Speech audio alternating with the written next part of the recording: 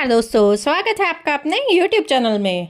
सुदामा जन्म से गरीब नहीं थे, बल्कि उन्होंने भगवान श्री कृष्ण को बचाने के लिए स्वयं एक भयानक श्राप ले लिया था, जिसे उन्होंने आजीवन कृष्ण से भी छुपा रखा था। प्राचीन काल में द्वारिका के समीप एक ब्राह्मण परिवार में सुदामा का जन्म हुआ। वे मेधावी, शांत और भक्ति में लीन थे। पिता ने उन्हें गुरु सांदीपनी आश्रम में भेजा, जहां भगवान श्री कृष्ण भी शिक्षा ग्रहण कर रहे थे। दोनों बाल्यकाल से घनिष्ठ मित्र बन गए, एक दूसरे के बिना एक क्षण भी नहीं रह सकते थे। एक दिन गुरुकुल में कुछ आशय आए। आश्रम में अन्न का अभाव था। गुरु माता के पास केवल थोड़े भुने चने बचे थे। उन्होंने सुदामा को 2 मुठियां दी, एक कृष्ण के लिए, एक खुद के लिए।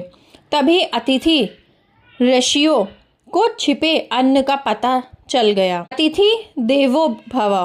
उस समय अतिथियों को भूखा रखना महापाप माना जाता था। उन्होंने भयंकर श्राप दे दिया, जो इन चौम को खाएगा जीवन भर दरिद्रता भोगेगा। सुदामा ने सब सुन लिया। जब वह कृष्ण के पास पहुंचे, कृष्ण भूखे थे। उन्होंने मुस्कुराते हुए चने मांगे। सुदामा का हृदय कांप उठा। यदि कृष्ण खा लेंगे तो उन्हें दरिद्रता का श्राप लग जाएगा। सुदामा ने तुरंत फैसला लिया और उन्होंने दोनों गठरियां खोलकर सारे चने स्वयं खा लिए।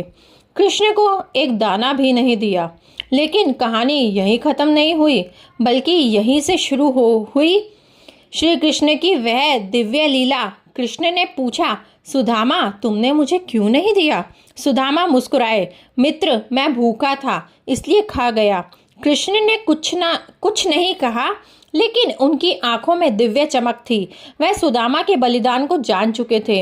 इस श्राप के कारण सुदामा का पूरा जीवन दरिद्रता में बीता। फूस का घर, भूखे बच्चे, फिर भी उन्होंने कभी कृष्ण से सहायता नहीं मांगी।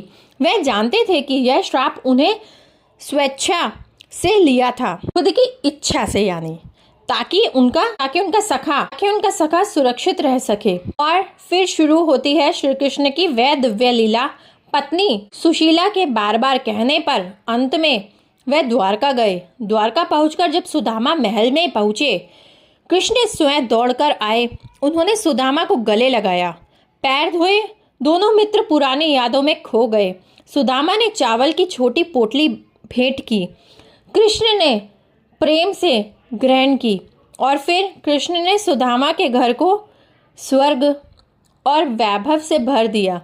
गरीबी समाप्त हो गई, लेकिन सुदामा ने आजीवन कृष्ण को यह नहीं बताया कि उनकी गरीबी का असली कारण वह श्राप था, जिसे उन्होंने मित्र के लिए स्वयं ग्रहण किया था। सुदामा ने भगवान को बचाने के लिए खुद दरिद्रता का व्रत ले लिया। श्री कृष्ण जानते थे, इसलिए अंत में उन्होंने अपने मित्र की रक्षा की।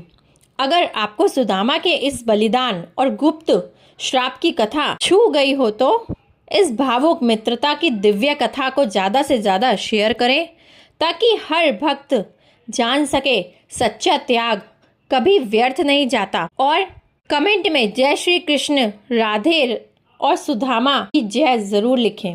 धन्यवाद।